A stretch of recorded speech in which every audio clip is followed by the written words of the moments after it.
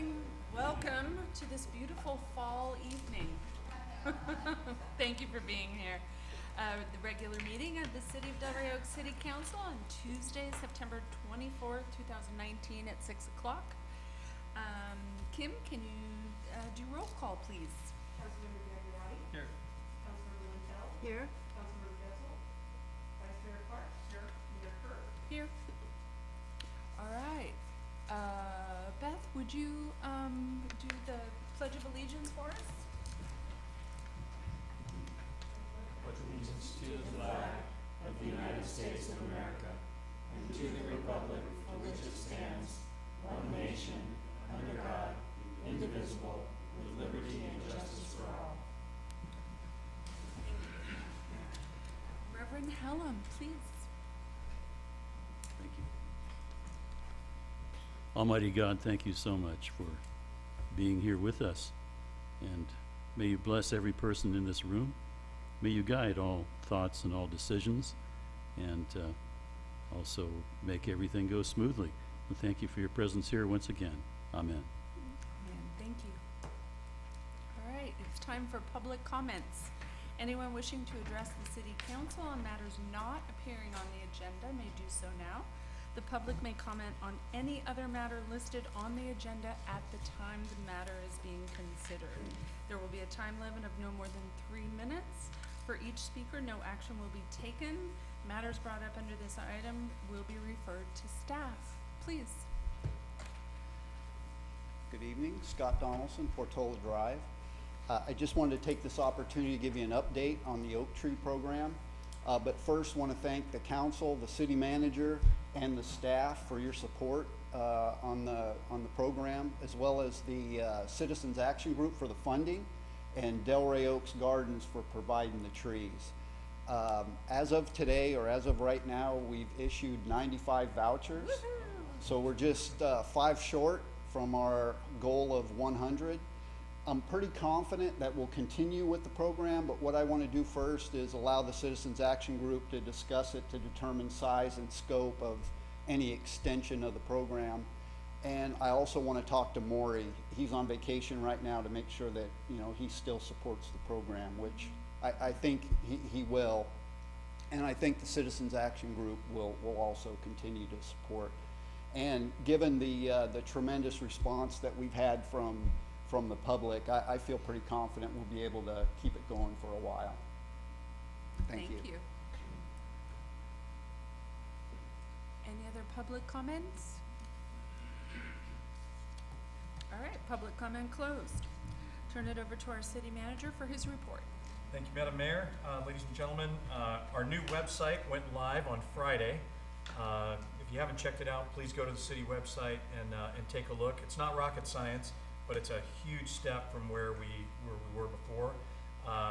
And while we had a consultant on board and there were some other staff people that helped, the lion's share of the project was shepherded to completion by Kim Carvalho, and she deserves all the credit in the world for getting us there. Denise Duffy and Associates submitted the preliminary draft of our housing element to the State Housing and Community Development Department last week. HCD has acknowledged receipt, and we look forward to the first tranche of comments back from them in the weeks ahead, and hope to have it back to City Council for adoption in November, at the November meeting. I attended a Marina Coast Water District board meeting where the board approved a contract with Whitson Engineers to design the potable water pipeline under South Boundary Road, which is an important step forward in that public works project. So that's great news. We've scheduled a meeting with the California Native Plant Society for October 11th. Mayor and I will attend that meeting. We look forward to learning from the California Native Plant Society some of their objectives, what their desires are as it relates to the CNPS area near South Boundary Road. Of note, 3 of our cannabis businesses have fallen behind in paying their taxes. I highlight this to underscore the volatility of this really important sector to the economic viability of our town. We're working closely with them to help them prioritize the payment of those taxes to the city, and hope to have that resolved satisfactorily in the weeks ahead. We were contacted by the airport concerning the removal of some dead trees on the parcel that they own.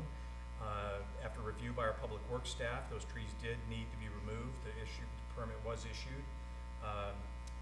And I just want to announce that because it could easily be misconstrued as work on a future road. That is not the case.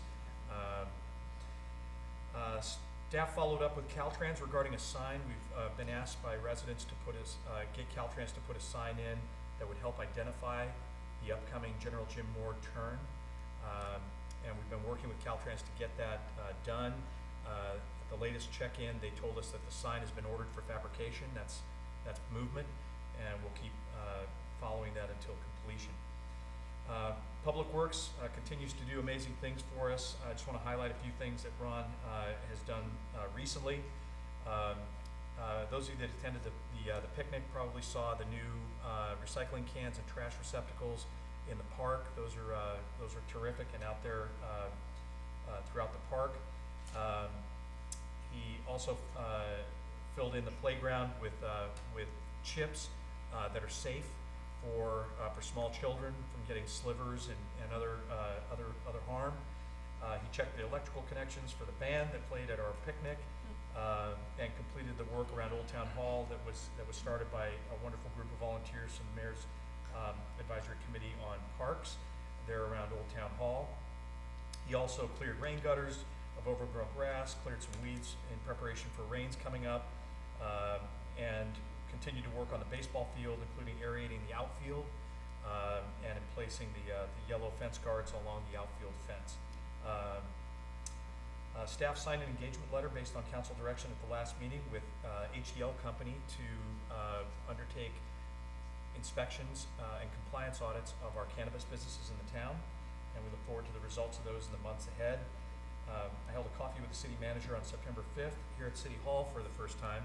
We had about a half dozen residents show up, including the mayor, and we had a little tour of the area, talked about city functions, went over the strategic plan, and answered questions about the airport road, as well as Bora's imminent sunset coming up here, and we'll discuss that more later. Our next coffee with the city manager is December 5th at Starbucks in Stone Creek. Scott's already talked about the Let's Plant 100 Oak Trees. That program's going very well. I met with Karen Harris and Kim Shirley at our tennis courts to look at an area that we hope will become a butterfly garden. And I've received a sketch and a project description from them as part of Sustainable Delray Oaks, and that's a pretty exciting project that we look forward to moving forward here in the not too distant future. Council held a very productive strategic planning session on August 27th, right before we were told Fora will sunset, so we're going to go over the strategic plan and make some recommendations about some amendments this evening. Staff met with Cal OES, the California Office of Emergency Services, regarding reimbursement for funds used by the city to repair storm damage during the February windstorms that blew trees down on the garden center and caused building damage, that caused the erosion under the area behind Safeway and caused the sinkhole. And thanks to the amazing work by Karen Minami, we are getting reimbursed for $63,000 of city funds that we had to spend to make the city safe again. And again, thanks to her work, that's a pretty daunting bureaucracy to work through, and she managed to negotiate it, and we're going to get that money back. Staff attended the AMBAG Planning Directors Forum, where local government planning support grant program was discussed. It's a program by the state that's going to provide some planning grants for mainly to support affordable housing programs, and we're going to continue to work through that and hopefully be able to avail ourselves of $65,000 in grant funding through that program. That'll be more over a year in coming, but we've engaged in the process. Council asked staff to look into strengthening our cybersecurity posture and our information security posture, given the break-ins, hacks that happened in over 20 cities in Texas. And as it would have it, the Naval Postgraduate School convened a meeting of municipal, county, and higher ed chief information officers, CIOs. I attended for the city, and we began a discussion about some potential great collaboration to help us strengthen our posture, because we're as you might imagine, our small city uses commercial off-the-shelf software. We do what we can, but we're not very cutting edge on our cybersecurity. And so I'm excited to work with MTS on that. Here's an update on garbage waste hauling rates. Green Waste Recovery has been late in providing data to the Waste Management District to do a cost-based readjustment. Cost-based readjustment is provided for under our contract, under our franchise waste hauler agreement, which all the cities in this area have signed with Green Waste. Several cities triggered that clause, and we are going through that process to reassess rates. And they've been very slow in getting the data to the Waste Management District. What that basically means for our community is rates are not going up until this council approves them, number one, and likely not until after January 1st of 2020. And so just to give everyone a bit of an update there, there's more granularity to that, but I won't waste our time with it here. And lastly, the Association of Defense Communities is holding a 2-day conference in the city of Monterey at the Monterey Conference Center.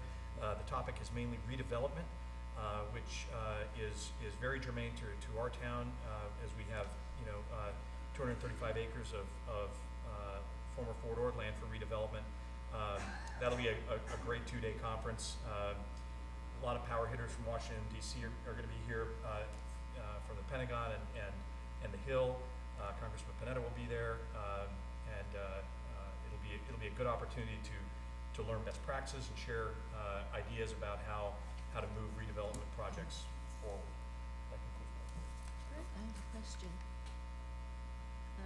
You were talking about the demise of Fora, and I understand their staffing is diminishing as they're looking for new employment. Is that going to throw a burden on the cities involved, or are we going to need to hire more people, If I may, more staff? that's a great question, and there's an agenda item specifically about Fora. Oh, okay. And if I could defer answering it to them? Please do. All right. Mr. Gagliotti? Sure. So since the last board report, there's been 2 Monterey One board meetings and 1 recycled water committee, both in July and in August.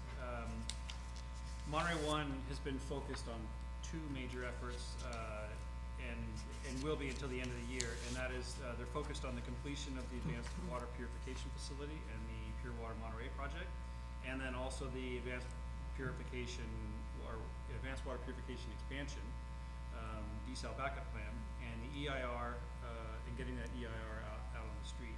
So that's really been kind of their sole focus, and that's what we have been kind of approving contracts for.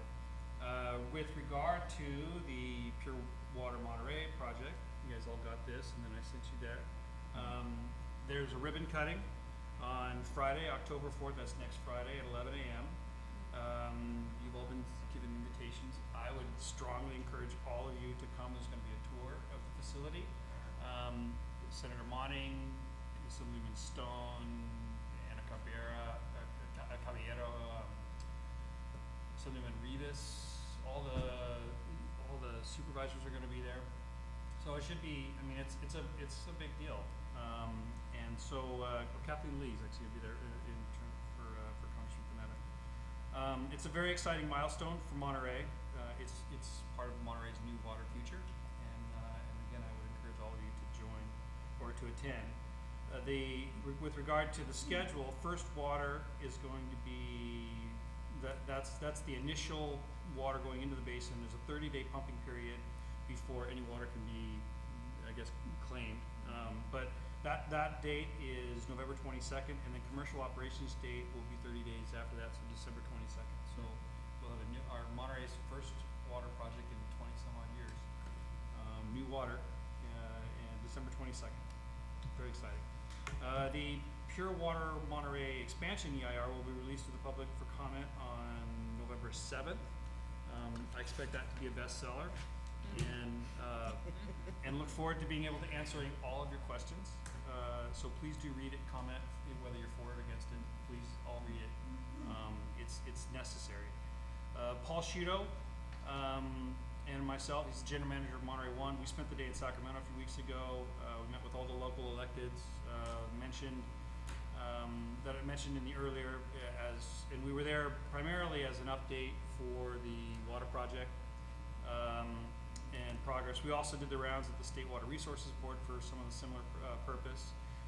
We initially went up there because California has switched over to a new accounting system, and we have about $14 million, or had about $14 million expected in grant reimbursement, and that was all held up, and so we were facing some very, very serious cash flow problems and potential delays in that project. And Paul and Mike McDonald have been up there just knocking on the doors and everything. And so we actually went up there and were shaking hands and thanking them because we were now all caught up. We're down to our last $2 million. So $138 million project, all of course funded with grants and reimbursement from CalAm. So it was really great to actually get in there because it's not been that happy up to that point, and so it was good for me just to walk the halls as a success of many mothers. So everyone was claiming it. The Seaside Basin Water Master Board, that meeting, they have not met since the last time I reported out, but there will, actually I'm sorry, there was a meeting. The next meeting is next week, and the agenda packet has not been released, or it was just released late this afternoon, so I've not read that, so I have nothing to report on that. But last month it actually did meet. It was only one item on there, and that was we through our support unanimously, the board did, the water master, for Seaside's effort in converting their golf course irrigation waters from potable to augmented source. This is just smart water management and sustainable water use that will enable Seaside to develop some housing projects that have been kind of waiting in the wings. We of course didn't approve anything because we don't approve any of the adjudication of the basin. That still has to go to court. But the unanimous approval of our board before they go to court will show that we support it, and we don't anticipate any issues in getting a consistency determination through the Superior Court. So they, I can't actually think of the courts saying anything bad about changing their water source from recycled water, or changing it from potable water to recycled water to water a golf course. That seems to make complete sense, and we anticipate that that to be awarded in their favor. Let's see what else. FOR board. The last FOR board was largely informational. We approved the board's bond consultant to draft a document that will authorize FOR to sell bonds with the intent of raising capital to take down blight. That was actually quite a painful process, far more painful than anyone anticipated, but we got through it. There's a window of opportunity for the board. When we initially started looking at selling bonds for raising capital for taking down blight back in May, the aggregate revenues that could have been generated back in that bond market was $21 million. Given macro effects in different economies around the globe right now, that same bond package, nothing has been changed on it. The estimated revenues that will be raised is $37 million. But that's changing rapidly because just current trends in the market, because it's such a good bond market, everyone's getting into it. So we are striking while the iron's hot, and that is really great news for the communities of Marina and Seaside. At that $37 million number, Marina is expected to receive about $20 million. Seaside's expected about $11 million, and then there's a conglomerate of Marina Coast Water District. Yeah, Marina Coast Water District, TAMC, and MST will all share about $6 million to remove their blight. So in aggregate, $37 million to take down blight. And so it's the most visible blight. It's the stuff that we all have been looking at for the last 20 some odd years, and it's just been getting worse. That's now on the hatchet block, and we'll quickly probably be moving, well, as soon as we get the bond, executed, the money should be flowing, and I would expect to see probably work, I mean, you probably know better, but I would expect to see work in late Q2 next year, start taking that stuff down. The board was officially notified that SB 189 was held under submission, which is kind of Sacramento speak for letting the bill wither away. I think for Delray Oaks, I mean, the two things that were important to me when I got on the forward board was securing basically the funds, the capital, the CIP capital for South Boundary Road, and getting our loan terms reworked, and we got both of those things done. We literally have money in the bank, or getting pretty dang close to. So it would have been nicer to have support for 2 more years, but and more money for the HCP. But you know, the two things that I think were critical path from Delray Oaks we got, and for the rest of us, I mean, we're all in the same boat. Marina, Seaside, and Delray Oaks are all in the same boat with regard to what we're going to do to come up with you know, how to fund the Habitat Conservation Plan. I think net we're probably much better off just because we have no residents on our property. So for us to come up with a financial mechanism like a CFD or something, our own CFD, we can do all that right here. So I think, you know, forest closure is, like I said, it would have been nice to have more money and more time, but it had to happen, and I think we will fare well. Well, or actually, I had one last thing. It means more work for Dino. And I plan to dig in. I mean, I'm letting you know here in the public. I'm planning to dig in wherever wherever you'll let me help. So, you talked about Monterey Bay Defense Alliance, the breakfast. No, you didn't. You talked about the. Yeah. So the Monterey Bay Defense Alliance had a breakfast. The keynote speaker was Jim Hansen, who's from the Naval Research Laboratory. And as some of you know, all of the disparate real-time weather data that the Navy captures, it all comes here to Monterey, where it's sliced up, it's diced, and it's modeled with long-term histories, and then it's made available to the fleet and others as a decision product. My wife's company, Groundwork, performs a similar role, but it's highly focused in utility-scale solar energy decision products. And one of our colleagues attended that breakfast and then struck up a conversation with Dr. Hansen. And since then, Dr. Hansen and Groundwork have met, and I believe they're working on a data sharing relationship.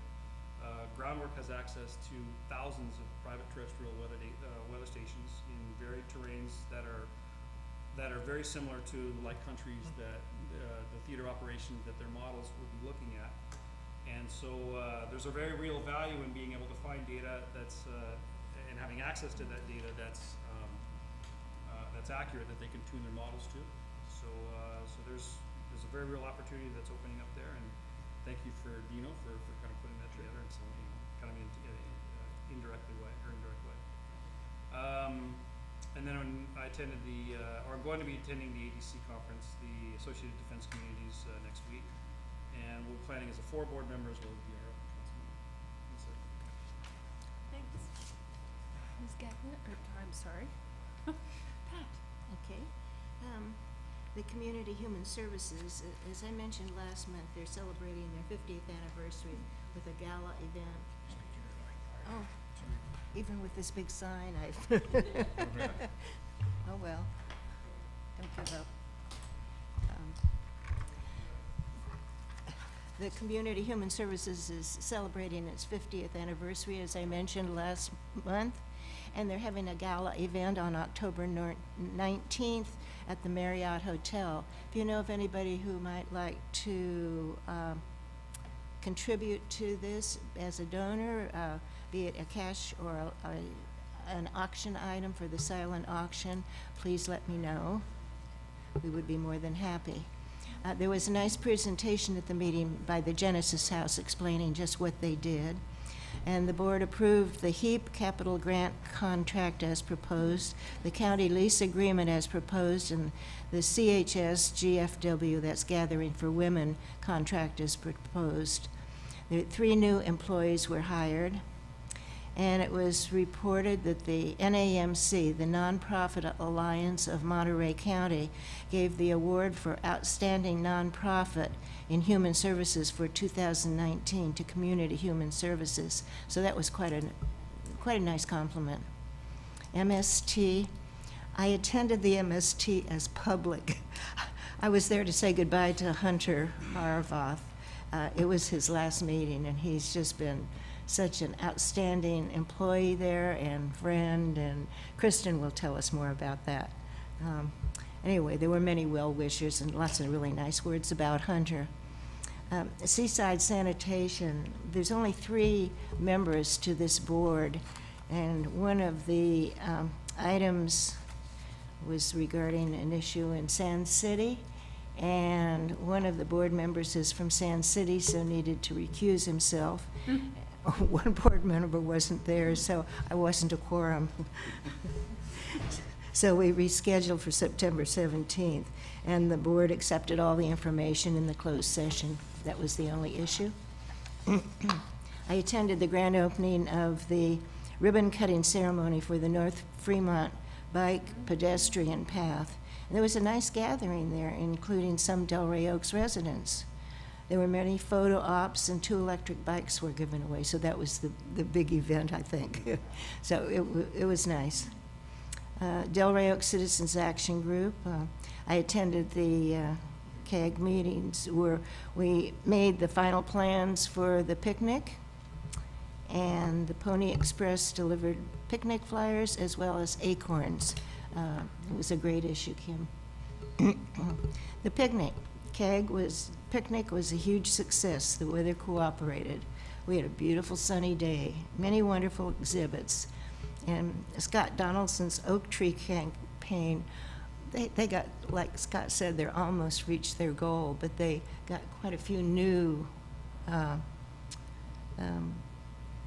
buyers, shall we say, for planting the oak trees. So it's bringing Delray Oaks back to being a city of many oaks, which is really outstanding. Thank you so much, Scott.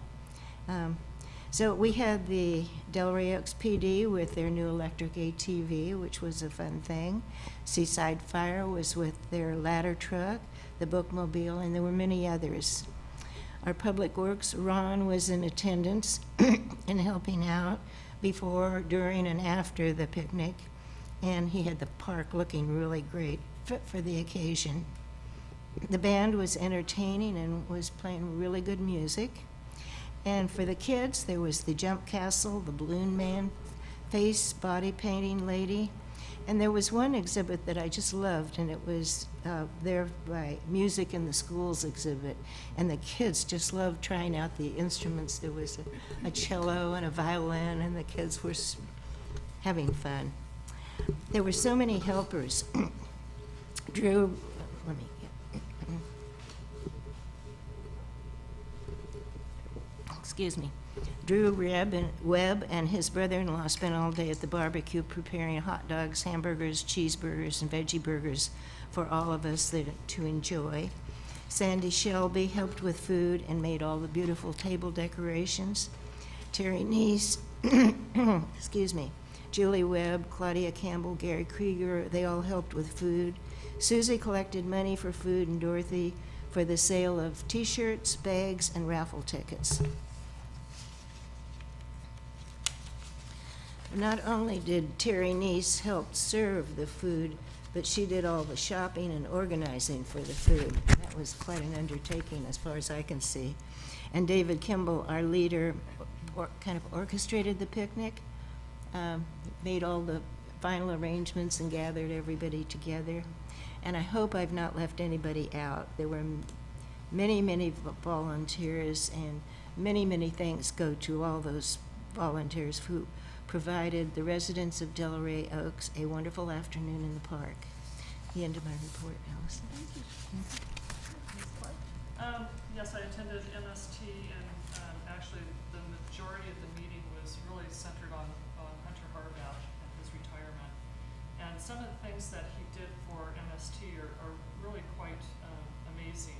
He increased transit service by 37%, or 80,000 hours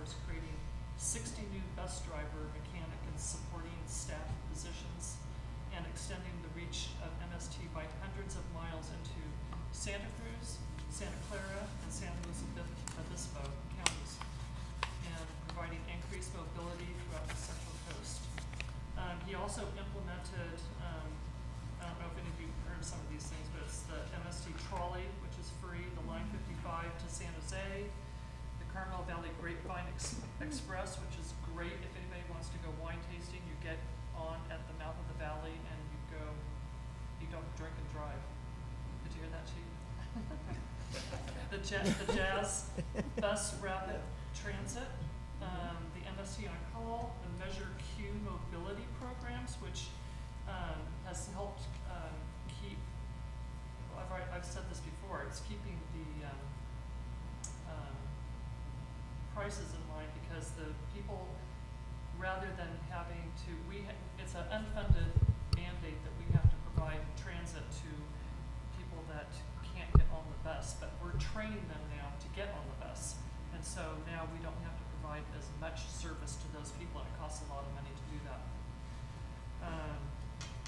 And he also was very involved with the Monterey County Regional Taxi Authority. Yeah, and free fare programs, including weekends in Salinas, Cal State University, Monterey Bay, Hartnell College, and Monterey Peninsula College. He was with MST for 16, wonderful years, and he's really, really going to be missed. Great guy. He put his whole heart into MST and into transit, and it was more than a job. It was a life to him of just giving, expecting nothing in return. He's just a great guy. He never tooted his horn. He just did the work, got it done, and great guy. There were several people that had 30 years of service at MST, which also shows that this organization is a great organization. They retain their employees, and we're always recognizing 30-year, 15-year, 5-year. There's people stay there. They promote within. It's just a great organization. They also, the MST board and staff recognized and presented awards to staff and affiliates who were instrumental to the success of the Monterey Salinas Transit real-time advertising campaign, which received the American Public Transportation Association Grand Award for Best Marketing and Communications Education Effort for 2019. So MST is receiving, awards right and left. They're in front of transportation. We're just this little tiny transportation agency, but we're just showing everybody how to do it. The MST board recognized the Monterey Salinas Transit Finance Department's achievement in receiving the award for excellence in financial reporting. We disposed of 49 surplus buses, and very interesting. The people that are taking it are we received a letter from Napa Valley Transportation Authority, and they're taking our buses, and they're taking our buses over other people's disposed buses, because we keep such meticulous records.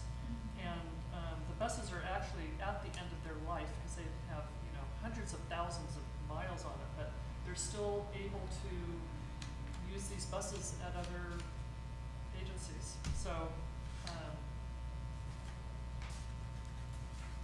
that's pretty cool that they can use our trash, I guess, however you want to call it. And we did approve a 3-year contract with the legal services of DeLay and Laredo, another 3-year contract.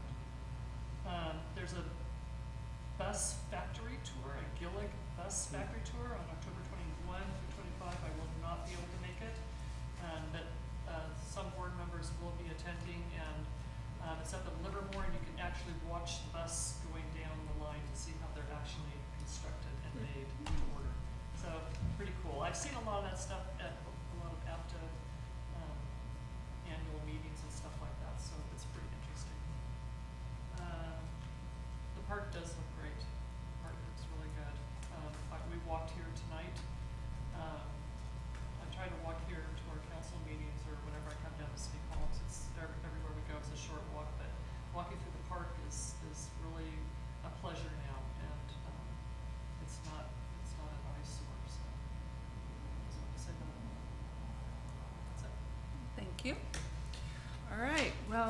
gosh, the TAMC board meeting, we also recognized Hunter. I didn't realize he got around so much. I hadn't worked with him for so long, so, thank you for sharing. So that was on August 28th. When I walked in, there was a lot of buzz about the meeting. There were all 5 supervisors, CalAm leadership, and even our former mayor was there.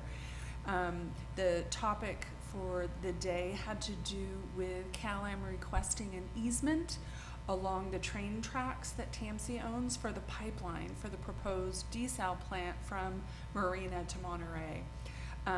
Lots of conversation, but ultimately it passed. We also had a presentation and opportunity to approve the 218 corridor study. So it was kind of fun to see our city kind of up being presented. In partnership with Seaside and Delray Oaks and Caltrans, this report really was to identify improvements that can be made for all modes of travel. Approving this corridor study allows TAMC and us to apply for SB1 funds for individual projects, which might include a protected intersection at Del Monte Boulevard, roundabouts at Rosita, Carlton, and Villa Verde, as well as bike lanes from the Oaks all the way to Highway 68. So that was a great meeting.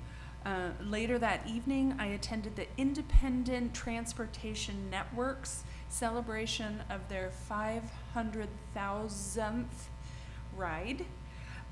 They provide what they call arm-through-arm, door-through-door transportation for seniors and visually impaired adults. Fares are less than taxis with cash-free transactions. Volunteer drivers are trained and use their private automobiles, but they can receive ride credits as a volunteer. I asked the organization for Delray Oaks Networks, because we have a lot of elderly folks, and we have only had 2 rides taken in the last year, so this is something that should really be spread. So if you know anybody that could use some help with transportation, it doesn't matter where. It doesn't have to be a medical appointment or anything like that. If they want to go shopping, if they want to go get their hair cut, this is, let me know and I can get you some more information. Our very own Carol Rojas is a volunteer driver, and Todd Muck, who is the Deputy Executive Director at TAMC, started this organization as his Leadership Monterey Peninsula project many years ago. Seaside Mayor Oglesby and I were also in the same LMP class, although our projects are nowhere to be found. So good on Todd. August 29th, the next day, I attended Pasta with the Pastors fundraiser to honor iHelp services for the homeless. If you've seen the vans down on Del Monte, that is iHelp. They include over 60 temples, congregations, religious groups, and social groups like Rotary and Kiwanis.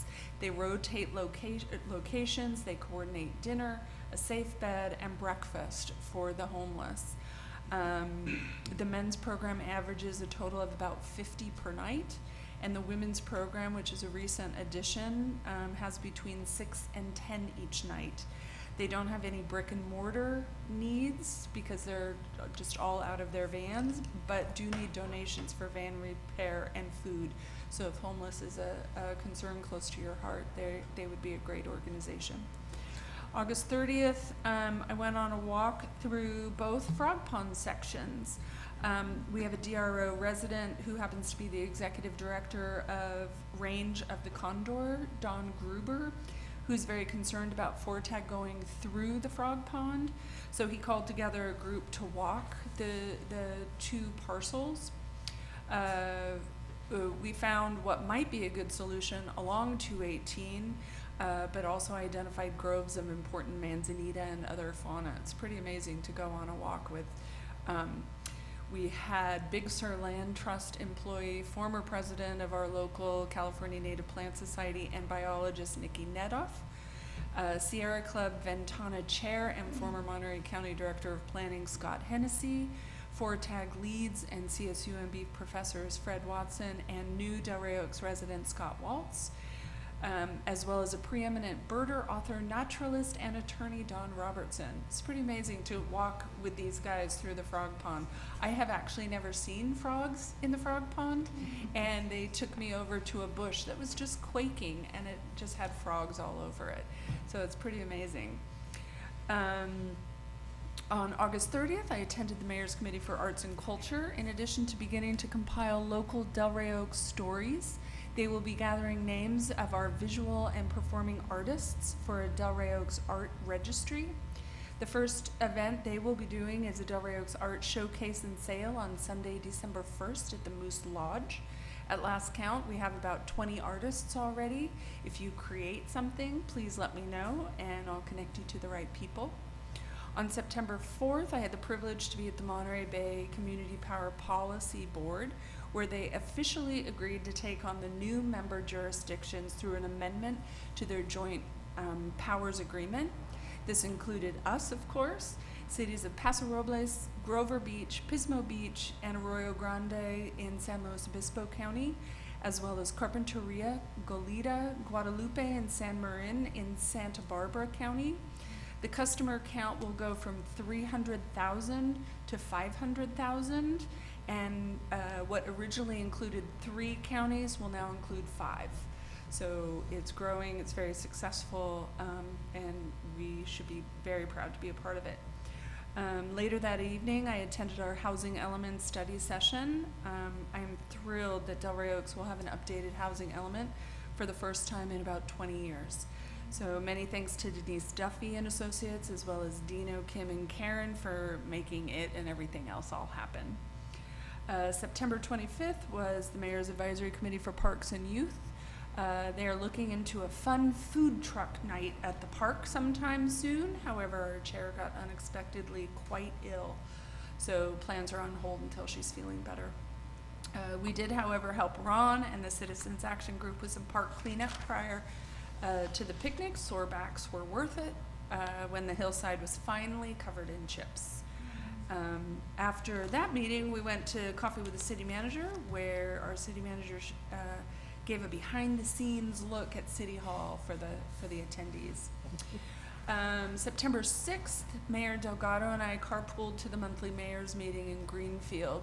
The topic for the day was cannabis. It was very interesting to hear the concerns and profits that neighboring cities are exploring. It is quickly becoming a high-value commodity for the entire county, but with some unexpected results. Cannabis growers need people to trim leaves, I guess. There's a whole system in it. And because they pay better than nail salons, South County is experiencing a deficit of manicurists. So go figure. September 7th was our regular What's on Your Mind meeting at Old Town Hall. Great opportunity to chat with residents about areas of concerns and ways to help.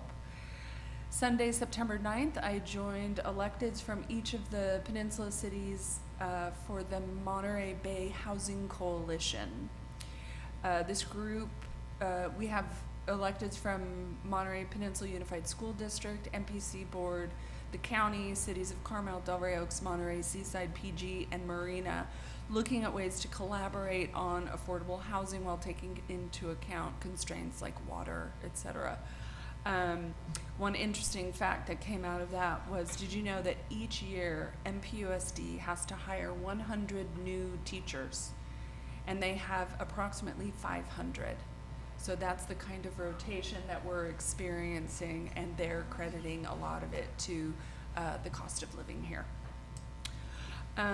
Monday, September 10th, I met with Pam Marino, who reports on Delray Oaks in the Coast Weekly. We meet every now and then just to get each other caught up.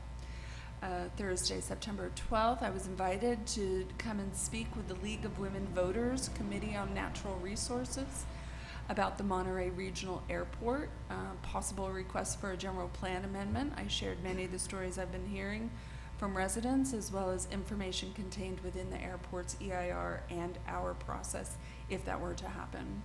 Later that evening, I attended Sustainable Delray Oaks meeting at the Integral Innovation offices on Garden Road. The discussion was primarily about the work being done for the picnic. as well as working on plans for the butterfly garden, and they have since unveiled a new logo. Kudos to the group for making the stainless steel utensils and water stations happen at the picnic to start to eliminate plastics. It's a great model. Saturday the 14th, members of Citizens Action Group, the Mayor's Advisory Committees on Parks and Youth, as well as Arts and Culture, came together to pull some nasty weeds in the park.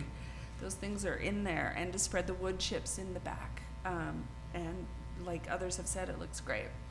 There was a resident meeting on the airport that afternoon that I sat in for a while, taking a break from moving chips. Then on the 21st, I attended the CAG picnic. As always, it was fun with great music, a bounce house for the kids, good grub, very nice raffle prizes. The informational booths were wonderful. It seems like a really nice addition to include Alzheimer's awareness, the Oaks giveaway, music in the schools. Others have talked about it in more depth than I. But many thanks to CAG for their 24th year of hard work on behalf of our residents. Upcoming, this Saturday at 10, there's the Arts and Culture meeting at the Moose Lodge. Next Tuesday, October 1st, we'll be having a Delray Oaks business meeting, also at the Moose. Thursday the 3rd, Parks and Youth at 5:30 at the Moose. And Saturday the 5th, after What's on Your Mind at 10 o'clock at the Old Town Hall, Seaside Fire will be having an open house. And because they're ours, I would encourage anyone and everyone to go and support them as they do us. So that's it for my report. Thank you. The next on the agenda is the consent agenda.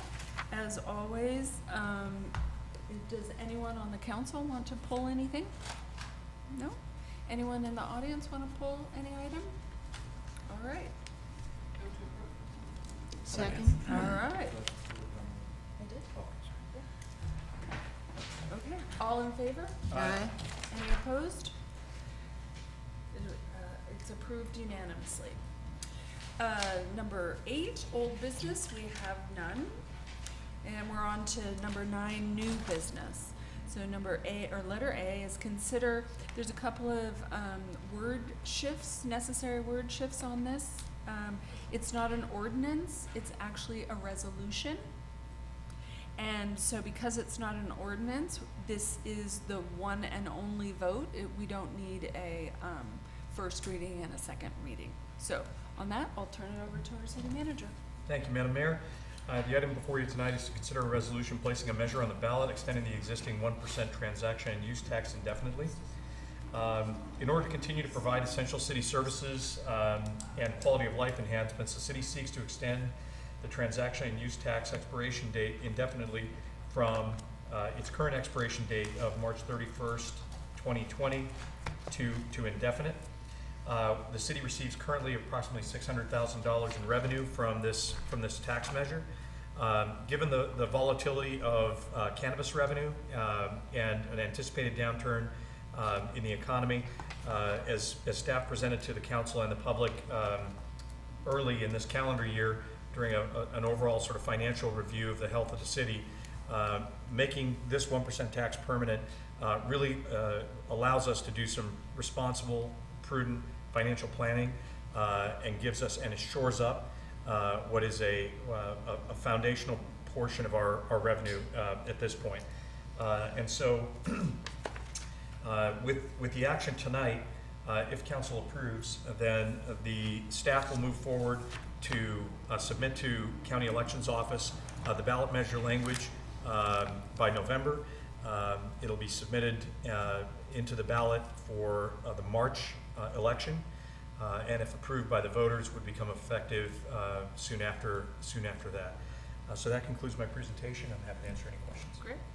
Any council questions, comments? No? No, other than we should do this.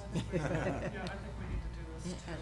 yeah, absolutely. I'm not always happy about doing something like this, of this nature, but I think this is our key to survival, and I think it's very prudent. Pat, did you have some? It's just essential. I hope we carry this out. I just also want to mention that this is not only affecting those of us that shop within Delray Oaks. It's also all of the visitors that come to Safeway, that come to Jack in the Box. So it's not a burden just on our residents. So, any other? I want to go out for public comment. Anyone have any questions or comments on the proposed sales tax? Beth? How would our sales tax then compare to our neighboring cities' sales tax? That's a great question. It is a good question. Yeah, I don't know. It would remain as it is currently. It's about 0.25%. More? 0.5%. No? No, going either direction. Yeah, some are a little bit higher, some are a little bit lower. Yeah. We can get you an answer to that question. Yeah, but if we didn't pass it, we'd be the lowest probably in the whole area. No, we wouldn't be? Additionally, every other city has TOT tax that we don't. So this would be, and actually this is far more, excuse me, we do have some. And Mayor, if I might, this is just a continuance of an existing Right. 1%, so it's not an increase or decrease. Right. We're not adding. I wanted to make sure that Right. she understood that. We're just kind of keeping it as it is, Right. just it won't sunset like previously. Any other public comment, question? Public comments closed. Back to the council. Move to approve. Second. All right. We have a move to approve the resolution for the March 2020 ballot, extending the 1% sales tax indefinitely. All those in favor? Aye. Any opposed? All right, it passes unanimously. And we'll move on to receive an update on the Fora transition. Back to our city manager. Thank you, Madam Mayor. The agenda report before you is to receive an update on the transition of the Fort Ord Reuse Authority. It's an information item only to receive an update, but it ties directly into the next agenda item, which is for action. To summarize, Senate Bill 189, which Senator Monning had introduced into the state legislature, was largely thought to be proceeding to passage, and it would have extended in limited form the Fort Ord Reuse Authority for 2 years.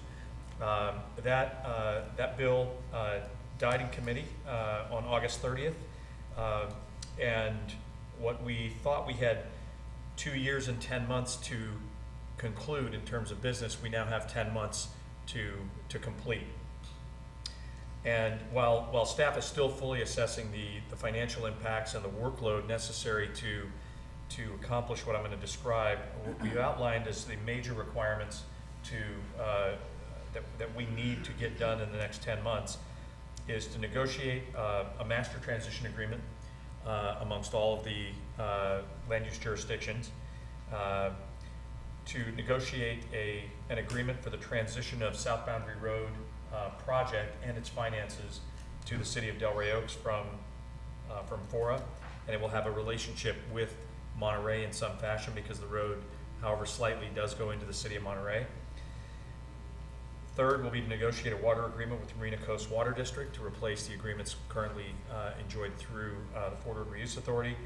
And fourth, and very significantly, to develop a joint powers authority agreement to oversee either the Habitat Management Plan, HMP, which is currently in effect, or to oversee the Habitat Conservation Plan, which is undergoing staff review, and hopefully will have its environmental impact report public in the next several weeks for final review. And to determine the funding mechanism to fully fund habitat management over the long term, because the endowment that is the repository for funds to oversee the habitat management is far short of fully funded, and the funding source for it is the Fora Community Facilities District fee, which will sunset along with Fora. And so that set of issues there will be very, very, very important to work through and finalize before Fora sunsets in June. A few few other issues I'd just like to highlight. As Councilmember Gagliotti pointed out, it makes things far less uncertain, thanks to his work for board and for staff, that we have secured the funding for South Boundary Road. That is done. It's also significant that we have locked in repayment terms for our loan with Fora on what are very favorable terms to the city. And so those two items are not work program items that we have to undertake. Now we just have to execute the project for South Boundary Road, which will be no small feat. But a complicating factor in all of this is that with Fora sunsetting in June 30th, Fora staff is very reasonably looking for work. And so the brain drain that's going on at Fora is pretty profound, and I think it'll accelerate with time. I think Michael Hulamar, the executive director, will be leaving here in the next couple of months. Yeah. Uh, So the end of January. and the staff around him are rapidly moving on to find other employment. And so the ability of Fora to do anything for us in the next 10 months is rapidly dwindling. That ability is rapidly dwindling. Obviously, and again, as Councilmember Gagliotti correctly, I think, stated, we're going to have a significant shift of workload to city staff. We don't fully understand what that is at this point, other than a lot. We've identified the major issues that need to be worked through. As we better understand the workload, the nature of the expertise necessary to do the workload, it may be the case that we'll return to the council and suggest either additional consultant help or even potentially part-time or full-time staff to do what we need to do. I want to stress that it's certainly my intent to minimize any of that and to execute every bit of this that's possible responsibly with our existing staff and our existing consultant team. But we won't let anything fall short out of hubris. We'll come back to you for help if we need it, but we really do want to keep a lid on payroll costs and staff costs to the greatest extent possible. So that's a summary of what I know at this point, which will translate into the following staff report as action items for the strategic plan. In terms of fiscal impacts, what I know right now is that we'll lose a Fora caretaker grant that we've been getting for the last I don't know how many years, but it's about $150,000 a year that we've been getting. It's what's bought all of our fleet of patrol cars in our police department, our public works truck, and a variety of other. It's helped pay for part of our police contract, part of our fire contract that we can reasonably attribute to having to serve the Fora property, which is a significant chunk of our land in the city. And so that's going to be sorely missed.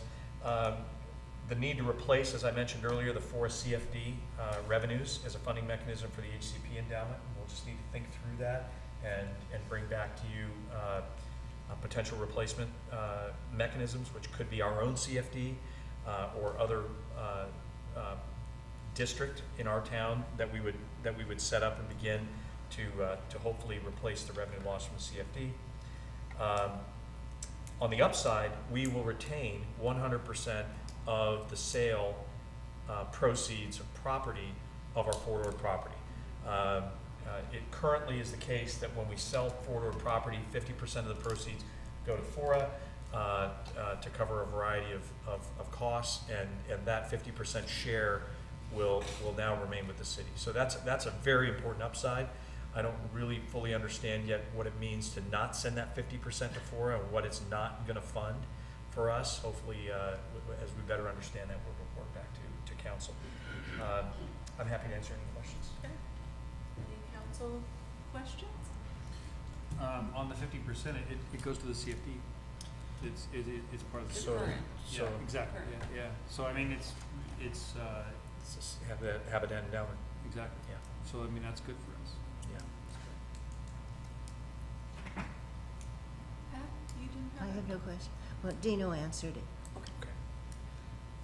All right, let's go out to the public. Any comments, questions? Public comment closed. All right. So there was no action needed on that, so we're gonna move along to, item C, receive a report on the strategic plan and consider amendments. Thank you, Mayor. Mayor and Council, if you'll turn to the 6-month strategic objectives revised, page 1, what I'll do for you and for the public is walk us through the strategic plan quickly and focus on the changes that staff is suggesting to the council consider approving tonight. So the council met and approved this strategic plan. The goals remained unchanged. The first goal is ensure fiscal stability, and under fiscal stability, we have as objectives under that goal to recommend to the City Council for action a ballot measure for the March 2020 primary election to extend indefinitely the current 1% sales tax, and that you're taking action on that tonight, and we'll continue to move that forward. The second is to recommend to the City Council for action disposition of the 2018-2019 ending fund balance in November. That's after our audit team does our audit and comes back and tells us what our ending fund balance is from last fiscal year. We'll bring that forward to you with recommendations. By February 1st, we'll report to the City Council the results of the cannabis business compliance inspections and audits that we're setting in motion. At the February 25th council meeting, we'll present to the City Council for direction options on how we might consider increasing our transient occupancy tax, whether that be an increase in the tax rate for our current short-term rentals, or perhaps expanding how we collect TOT revenues, whether it be hotel or other programs. At the February 25th City Council meeting, you've asked staff to present the 2019-2020 mid-year budget with proposed changes, and we'll bring that forward. Also at the February 25th City Council meeting, Council directed us to present to the City Council for action options on the disposition of the federal LLC debt, which you may recall is the $1.2 million judgment against the city, $700,000 of which is accruing 5% interest compounding. And so that's our last remaining significant liability that we'd like to deal with in this coming year. We have to pay the 500K first. Correct. Yeah. So what the mayor said is the 500K that's not gaining interest has to be paid first, and then only then can we go to the 700K that's compounding. The second goal, 3-year goal, is update the city's general plan beginning with the housing element. The first objective is by September 7th, hold a housing element study session for the City Council and the public, which we've done. The second objective is at the November 26th City Council meeting, recommend to the City Council for action a final draft housing element update, which we hope to do. And objective 3 is at the February 25th City Council meeting, explore options and present to City Council for direction potential funding sources for a general plan update. And I'll highlight where I'm suggesting changes. So far, this is what the council approved at the strategic planning retreat. The third 3-year goal is develop city-owned property sustainably with public input. First objective is at August 27th, present an exclusive negotiating agreement for consideration for the former Fort Ord property. That was done and council approved it. At the September 24th City Council meeting, provide to the City Council an update on South Boundary Road project, which I will present to you in October. At the October 22nd City... Is that also with Forrest, is that Peters? Yes. Peters thing? Yes. And we're certain he'll be there on October 22nd? He has agreed to be there. Okay. Assuming he still works for Ford. Right, that's that one. At the October 22nd City Council meeting, presents the City Council the formation of an official City Parks and Rec Advisory Commission, and staff is working to get to that objective. At the November 26th meeting, We're gonna move that though, right, to January? yes, I'm sorry, thank you. After discussing with staff workload and how the timing of bringing that, staff recommends moving it to January 28th City Council meeting rather than October to give us time to put that together appropriately. At the November 26th meeting, ensure the owner of Delray Gardens is in compliance with their conditional use permit. He's been briefed and we're gonna work to get him compliant by November 26th. The following changes are staff recommended changes based on the sunset of FORA. At the November 26th City Council meeting, staff recommends that council direct us to present a master FORA transition agreement to City Council for consideration. The next objective is at the November 26th City Council meeting, present an agreement with FORA for the transfer of the South Boundary Road project to the City Council for consideration. Next is at the November 26th City Council meeting, present an agreement with the Marina Coast Water District for provision of water services to the city's former four-door property to the City Council for consideration. And lastly, at the January 28th City Council meeting, present a JPA, a Joint Powers Authority Agreement for Habitat Conservation Plan oversight to the City Council for consideration.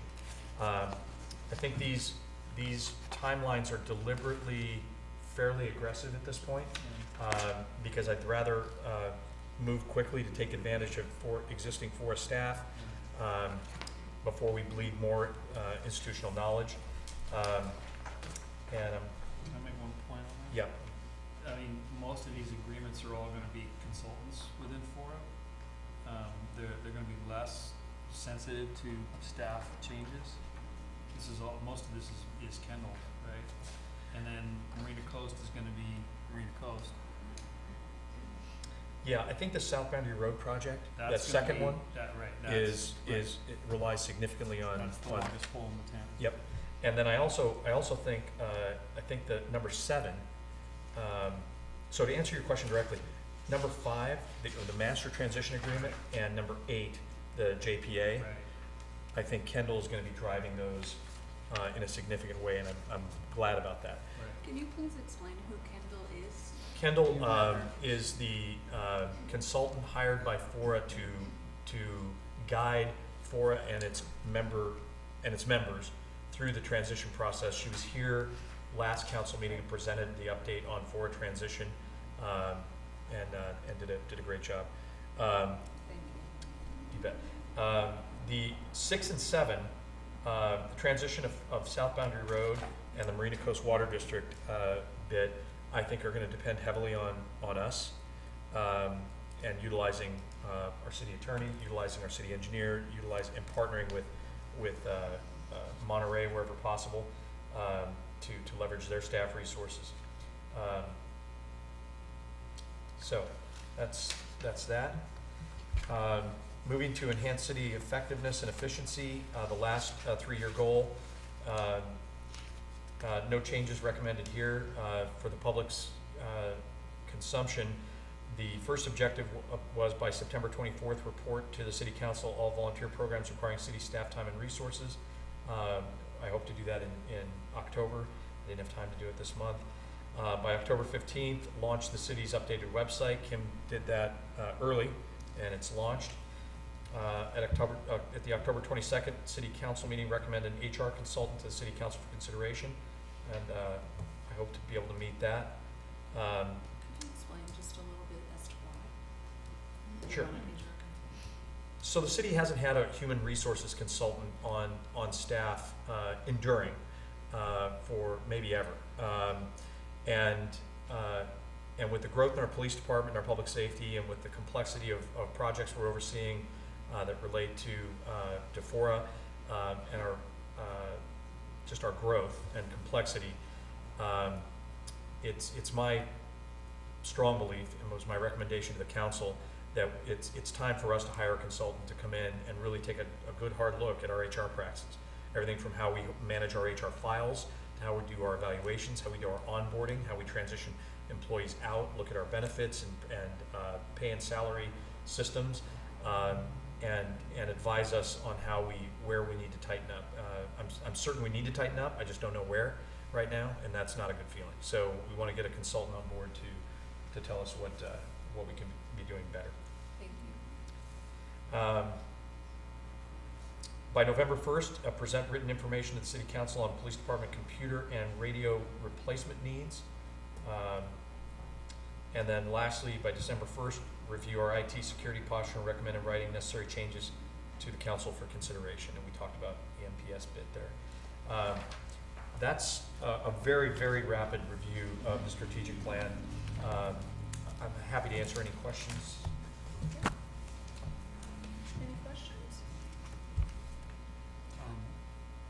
I'm in, I guess, overall agreement, of all of these and kind of the shifting of the priorities.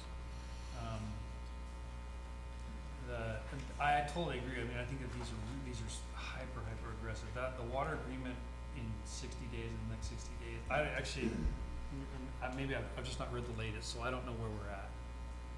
We're not much farther than Than when the last time I was, one. okay, so that gives me, that to me is that's the one that bothers me the most, is that one. And it's also, I mean, it's also the one that all the other jurisdictions are having a hard time with right now, too, so. Right. Okay, I mean, I think that we should absolutely then maybe keep that as our stretch, but have some flexibility that, I think that one's gonna. For sure. Push. Alright. Any other questions, comments? So I just wanted to mention for you out there, strategic planning, we meet every 6 months and basically lay out what Dino's going to do for the next 6 months. So to shift, to have this decision made as it was the day after our strategic planning, all of these make a lot of sense to shift so he can get what he needs accomplished. So, any public comment? Public comment closed. All right, so we need action to approve. Yes, All ma'am. right, I'll make a motion that we approve this. Second? okay. All those in favor? Aye. Aye. Any opposed? All right, strategic plan and amendments are approved unanimously. All right, we have no correspondence, and we do have a closed session this evening, so I wanna see, does anyone have any public comment on the closed session topics? The closed session topics are to consider an employment contract with the chief of police, conference with legal counsel on an update on litigation. Actually, just those 2 things. No public comment? All right, so we're gonna close for we're going to adjourn for closed session and we'll be back afterwards. Thank you.